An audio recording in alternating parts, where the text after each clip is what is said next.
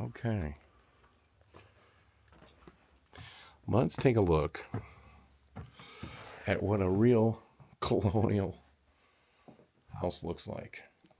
That's literally been decked out in all the right antiques. And look at that bed. Do you see how it's fluffed up? It's like feathers.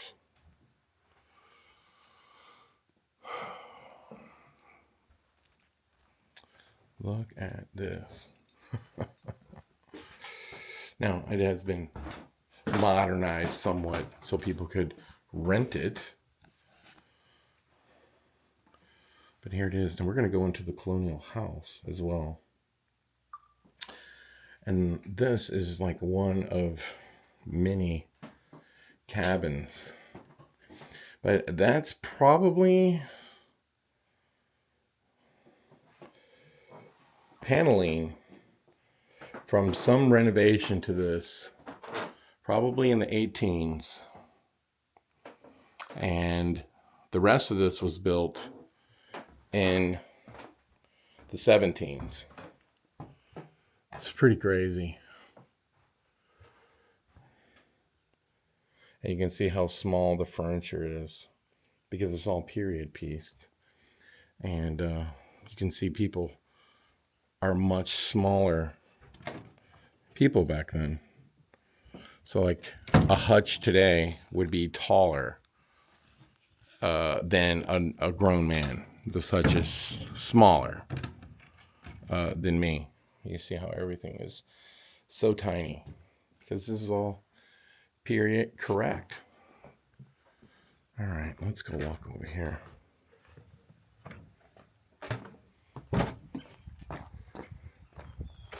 And look at this.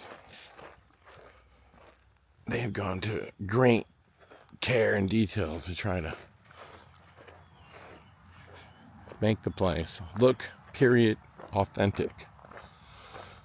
And you can see the shingles on the roof are wood.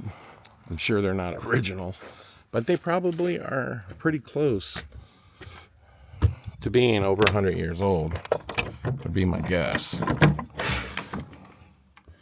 Look at this. Look at that. A wash basin.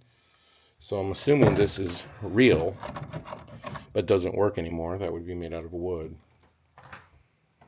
Look at this. Look how small these people would be. Okay? It's almost like you're watching the movie Elf. And look at this. Everything's period in here. See the plates made of wood? This is all period. Look at that. Wood burning stove. And a family would actually live in here, believe it or not. Look how small that door is. It's almost like I'm in the Hobbit movie. But a family, you know, they'd sleep in here. They'd cook food on top of the stove. That's what this is right here. Okay. They would boil their water, cook their food. This would heat this place right here. And then a lot of times if they had kids, you know, they would build the loft out and put a bed up there for the little ones. And typically you might sleep 3 to 4 people per bed. It would be head up there, head down here, head up there. And that's how that would work. Because your shoulders, as you know, are wider than your feet. And that's why. And then you can see like this house here. And this is probably authentically added to this house at some point. Because to live in that period, you would need, you know, a place to keep your vegetables, and you would need a place to, maybe if you're if you're in some sort of trade, you would need to work on that trade. And you can see the original foundation. So, I mean, obviously this was added on later, but my guess is it was probably added on within 50 years of the original cabin. Look at this. So period, authentic. Now this is in Missouri. Look at this. Look at that house. That house right there was built in the 1850s.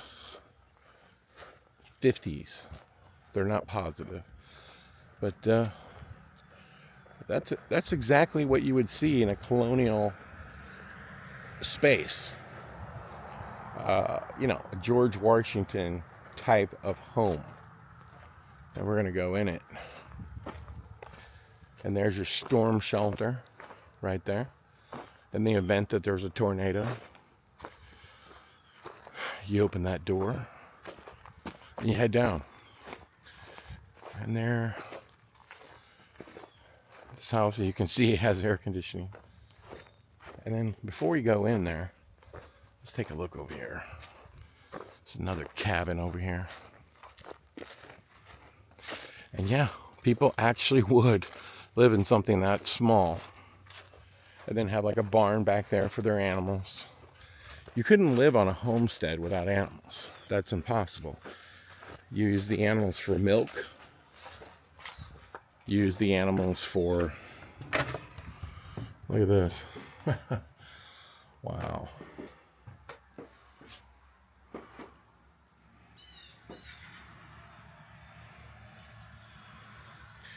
This is what life would have been like for a lot of people. And you know, these bricks keep things really, really cool. So you wouldn't actually burn up in the winter. And look at this, made of wood.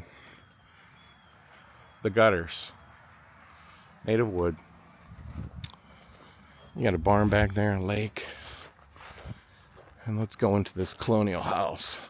Probably wondering, why am I doing a video like this? Well, because I love history in general. I also like anything related to theming.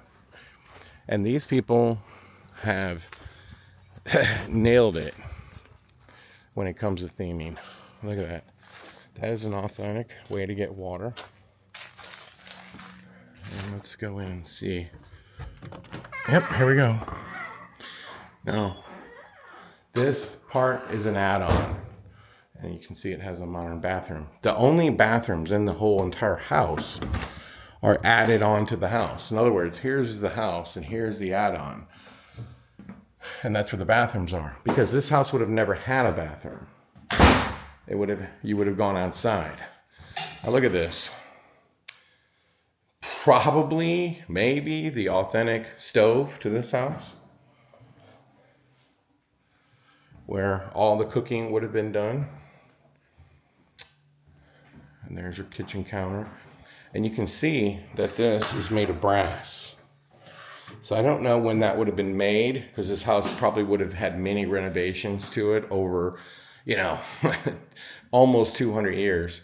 But my guess is 1950s, maybe 1950s. But you're going to notice all the furniture in here is period to the 18s, all handmade. Look at that. That is a butter churner. So when you're trying to make butter, that's how you make it. And you'll see it's very, very authentic. It reminds me of, like, say, being in Mount Vernon, which is where George Washington lived. I've been in homes like that. All these are real antiques. And here is a potbelly stove. You can see it needs exhaust. So obviously it's not from here, or at one point it was. And so I'm guessing that's what that is right there. So there would have been a potbelly stove right here for heat. And look at that.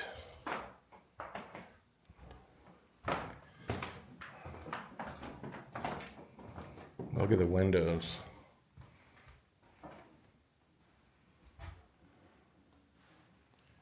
I mean, all the furniture is real. And if you're trying to get an idea of how tiny people were back then, I mean, look, that's real. And look how small it is. It's for a child, but no, that would have been for an adult. Now, let's see the scary part of this house. Because you know I like scary. How many times have we seen these old houses, right? Oh, good look, luckily. See, look, there's the foundation. Now see, you go down these steps, right? And then as you do, this door slams shut, and then you come back up, and you have no choice but to go down there and face whatever's down there. Right? Am I wrong? Okay. And you'll notice, again, look at this. This is authentic. Look, there's a bell. So that bell would ring, and it wouldn't be like a button. It would be like something you would pull down on, right? You know, like ring, like a bell on a bicycle. And look at that roof. And here's the upstairs. And again, you'll notice there's no bathroom. Check this out. There is a deck. You can come out here, sit with your kids, your wife, before you go to bed. And those are shutters, period piece shutters, that you could grab and then lock from the inside. And that would protect your windows. Now see, back then, glass was really hard to get. So you had to protect your windows. In a storm, you would shut these shutters, and that would protect your glass, your windows, from being destroyed. Now look at these feathers, the way that they're popping up.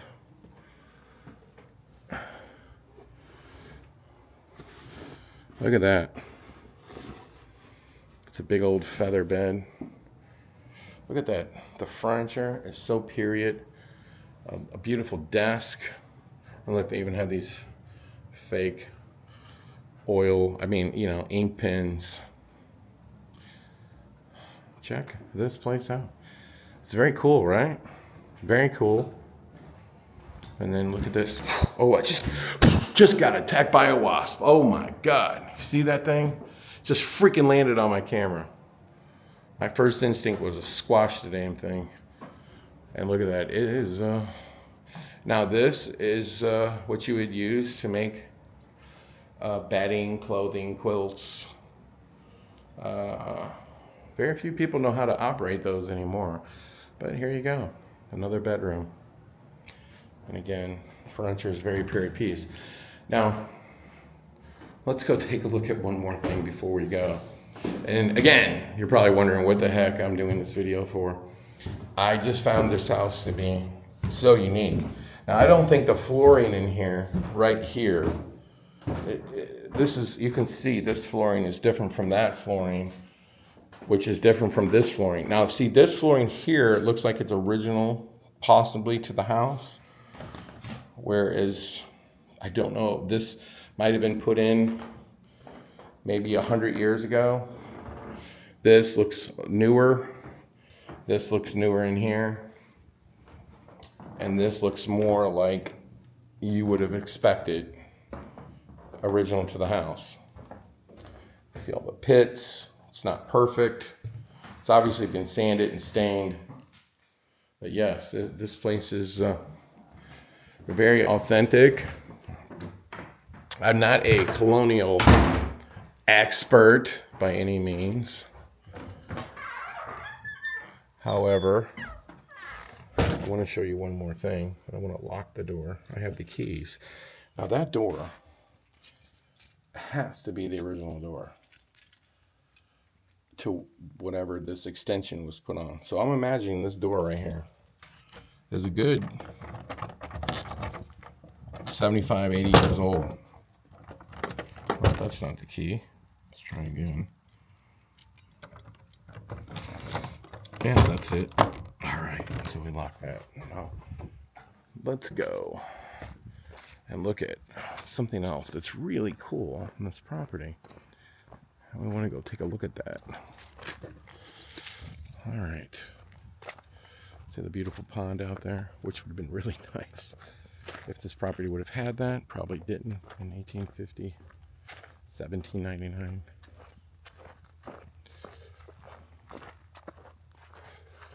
Let's go up there. I'll be right back.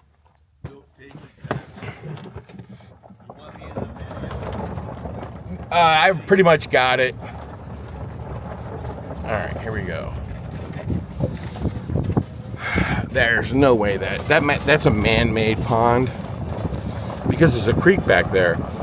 So, in this creek, you can see it's naturally filled by the creek, and so you can see it's like 4 feet-ish down. But back in those days, they would have had no way to build a creek like that. Unless you had an army of people doing shoveling. But many places, you know, in rural areas like Missouri and, you know, they still have these like towns, you know, that are, you know, look like they're right out of the, you know, the 1920s, 1950s, 1880s, right? As they sprawled out and created these towns away from the metropolitan cities, in this case, like say St. Louis, mostly to be farmers and farm-based towns, meaning the town would have a bank, obviously, it would have saloons and everything else, but they would be very farm-driven economy. Now look at this, and who knows when this was built, but this is a church and a school. So it would have served this community. Well, let's get the key and take a look at it, because it is very period piece as well. Let's give it a look. Now, the first thing you're going to notice is this potbelly stove. Now, this is obviously here for decoration, but this thing would have had to have one at some point. Now, these are real right here. They've been converted to electric. But let me show you, there's 2 of them that actually still have the reflection plates on them, and that's to cast more light, but you can see they've been converted.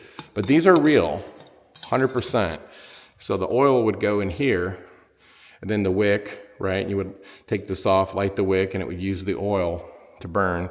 And then that like reflector plate would help cast light. Those are real antiques, and they could be authentic to this space right here. And you'll notice that this is a church and a school. That's why it would have this chalkboard right here, because when it's not a church, it's a school. And kids would come here and they would walk. Maybe in some cases, if their dad had some money, okay, he might bring them in on, let's say, his horse. But for the most part, they would get up and they would walk a great distance, you know, in many cases, multiple miles to come to school. Multiple miles. And they would make that journey every single day. Every single day. And, yeah, this is really cool. So this would have been a very important piece of property, located, you know, too far from town for transportation of the day to accommodate schooling and church. So this property would have had to have been close enough to a fairly big community, you know, of ranchers, farmers, and so on and so forth, to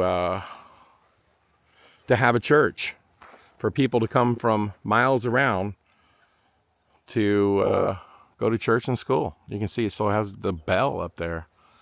It's very cool. Very cool. Now, one thing I do know about the colonial period, I mean, you know, getting an injury is devastating to a farm. And one of the reasons why you would have a lot of children, and back then they would have as many as they humanly possibly could, was because they needed workers. They needed workers. There was no limit to how big these families would be and how many people would live on these properties. A family farm.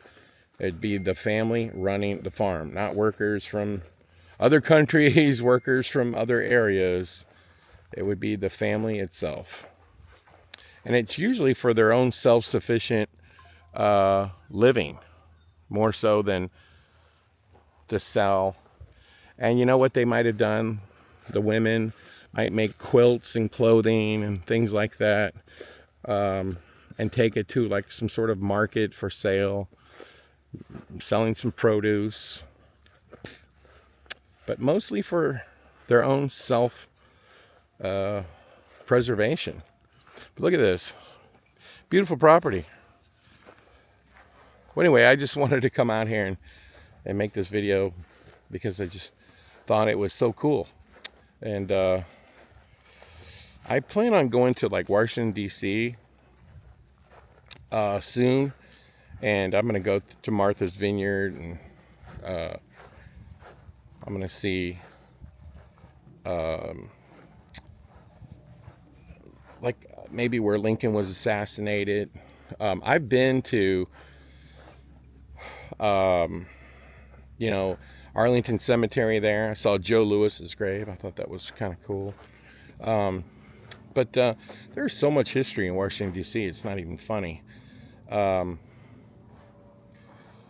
yeah, this place is really cool. And it like makes you like understand what life would have been like all those many years ago. And so I just thought it would be like a cool little video. I know it's Halloween time. This would be perfect for a Halloween farm.